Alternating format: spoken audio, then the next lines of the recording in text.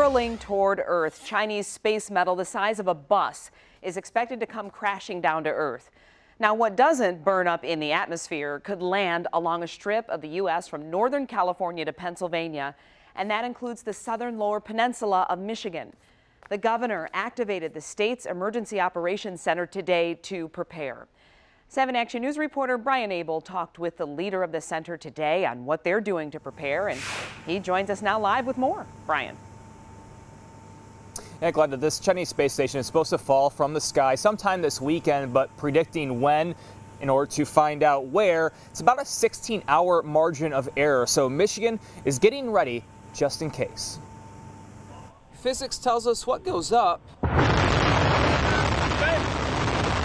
must come down. And after the Chinese lost control of their heavenly palace, the English translation for the Tiangong space station, time has come. But predicting that timing and location is, well, rocket science. No one can really predict how much the drag on the atmosphere will affect the orbital behavior and when and where it will fall. EMU's Scherzer Observatory Director Norbert Vance says the bus-sized space station's 17,000-mile-per-hour re-entry is most likely to go kerplunk in the ocean. But there's out-of-this-world odds that it could land on land, somewhere along this path that includes Michigan.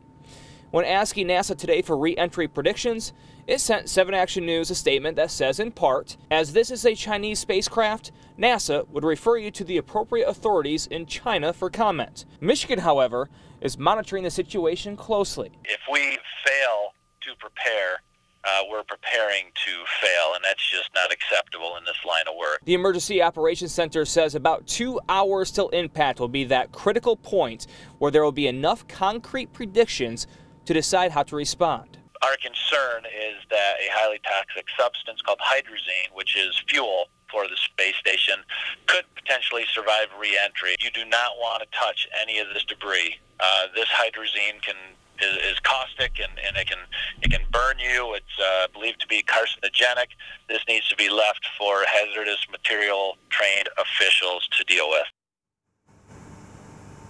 And officials, they do stress that the likelihood of any debris landing here is extremely small. In recorded history, only one person has ever been hit by space junk, and there were minor injuries from that. Now, the weather, unfortunately, not looking very favorable to see anything from the sky. Easter morning is the only opportunity for that.